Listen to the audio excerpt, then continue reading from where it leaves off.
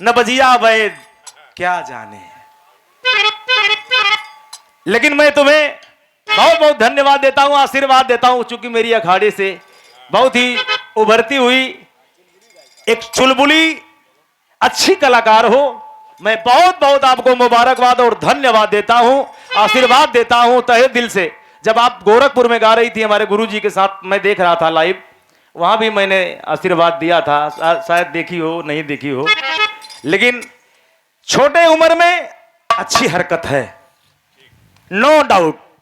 छोटी उम्र में अच्छी हरकत हो, इसीलिए मुझे एक शेर याद आ गया, अगर मैं ममतहीन होता तो नंबर 100 का 100 देता। अगर मैं ममतहीन होता तो नंबर 100 का 100 देता। तरन्नुम का अलग देता, तबस्सुम का अलग देता।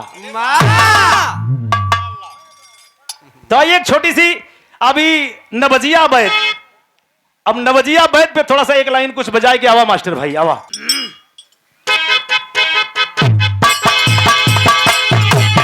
जय हो जय हो, जियो लो जियो।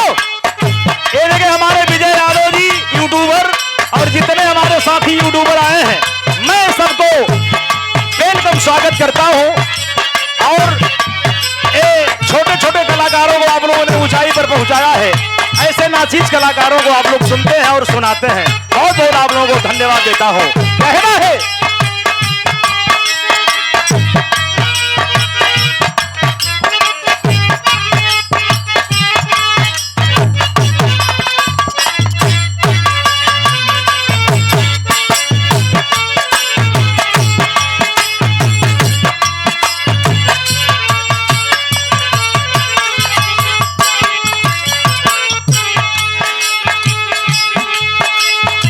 आदरणीय बड़े भैया श्रीमान धर्मेंद्र कुमार सरोजी तिलोरा की धरती से 100 रुपए का आशीर्वाद बहु प्रणाम भैया के। और ये देखें हम लोगों के अभिभावक, हम लोगों के गार्जियन, इस बिरहा कमेटी के अध्यक्ष महोदय आदरणीय श्रीमान ना हो गल बेचारी रोवे यह कहे ए धर्मेंद्र क्या कहे, जिंदगी तोहरा नाम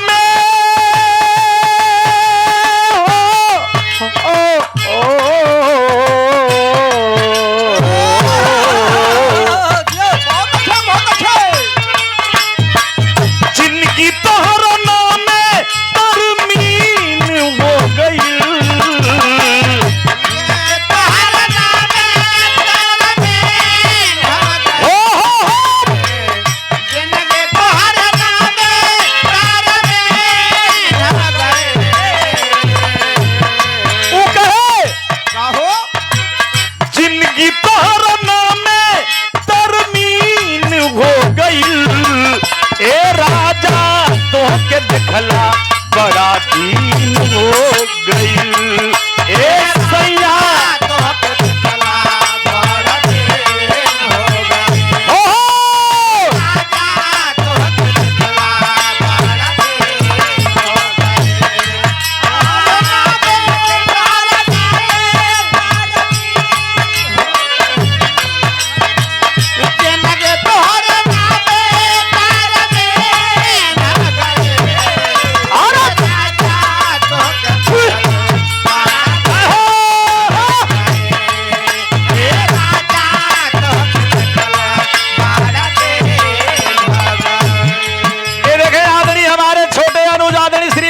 अर्जुन यादव जी आपके तरफ से 100 रुपए का सम्मान बहुत चौड़े में प्रणाम है।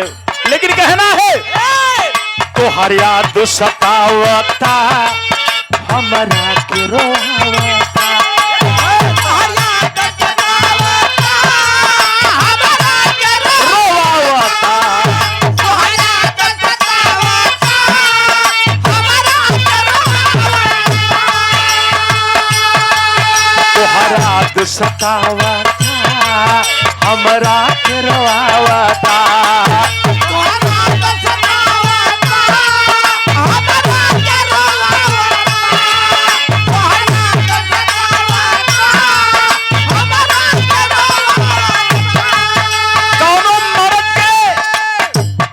कौनो दुल्हन के मर्द अगर से परदेश होई तो मेहरारू कैसे जियत होई, तनु पर के कहना